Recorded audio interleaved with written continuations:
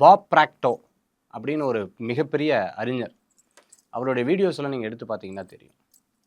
நீங்கள் எதை நிர்ணயிக்கிறீங்களோ அதை திருப்பி திருப்பி அந்த அஃபர்மேஷனை நீங்கள் சொல்லிக்கிட்டே இருக்கணும்.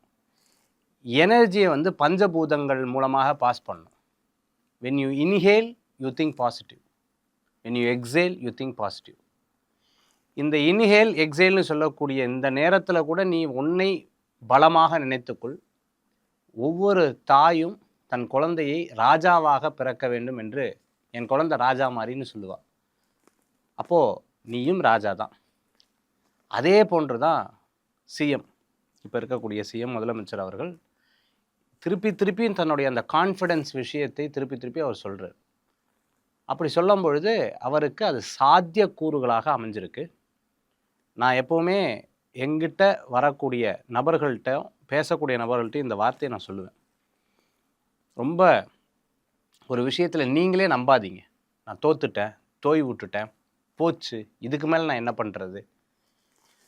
பண்ணுறதுனே தெரியலையே அப்படிங்கன்னு இருக்கிறத விட அடுத்த விஷயத்துக்கு நகர்ந்து போங்க. ஏன் இப்போ எதிர்க்கட்சி தலைவராக இருக்கக்கூடியவர் அவர் சொன்ன எல்லாத்துக்கும் சொல்லியிருக்கார் ஒரு வார்த்தை என்ன அப்படின்னு கேட்டிங்கன்னா, தோய் விட்டுறாதீங்க, அடுத்த விஷயத்துக்கு ரெடி ஆகுங்கன்னு இருக்கார்.